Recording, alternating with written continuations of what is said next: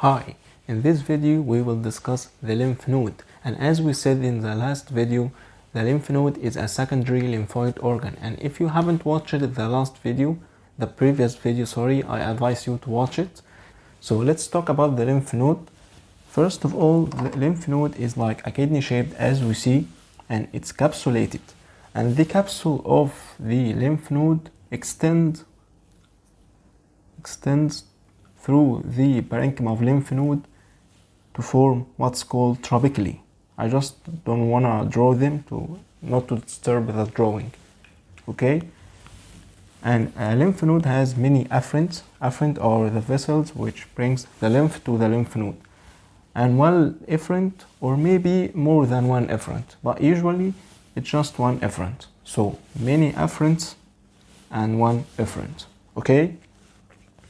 Okay, and here we have the artery and vein dividing into arterioles, venules, and the capillary bed here. Okay, so the lymph node is divided into three major parts. The first is the cortex,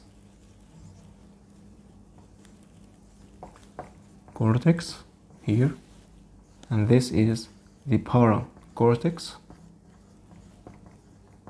and this is the medulla. Okay, let's talk about the content of each region. The cortex. We have in the cortex the lymphoid follicles. These are the follicles. Two types of follicles are present, primary and secondary. What is the difference? The primary contains inactive B cells, and as you see they are dark. In opposite to the secondary lymphoid organs, there is a pale center called germinal center, and these secondary follicles contain active B cells. Okay, and here in the paracortex we have the T cells. Remember we said here we have the B cells in the cortex, and in the paracortex we have the T cells. Also we have a very special thing here. Remember the venules here? These venules are called high endothelial venules. You know what? Let's draw them. First of all, the cortex.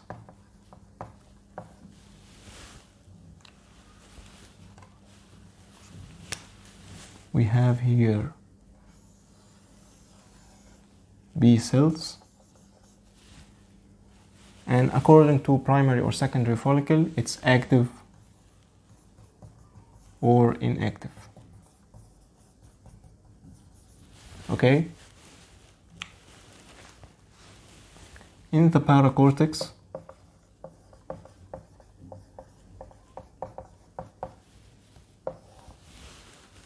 as we said, we have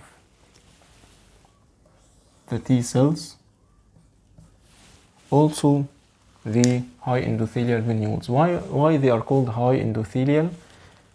There's a special thing about them. Why am I holding all these pens in my hand? Okay, here we have the venule.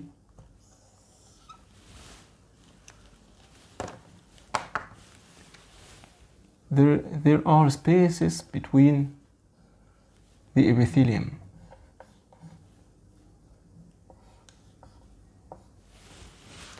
Why are these spaces found? Because they let the B and T cells pass through the endothelium to enter the lymph node. B cells enter the cortex and T cells enter the paracortex. Okay, and then we finished the paracortex. Let's talk about the medulla.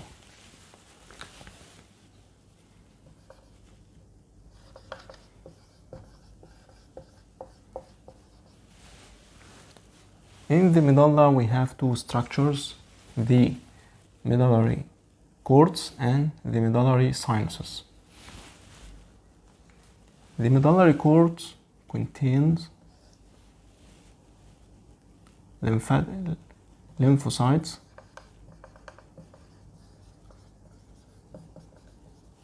and contains plasma cells for production of antibodies.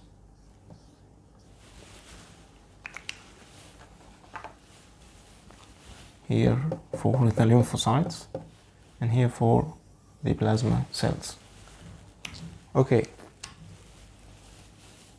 that's about the medullary course. What about the medullary sinus? The medullary sinus are like cavities in connection with the efferents.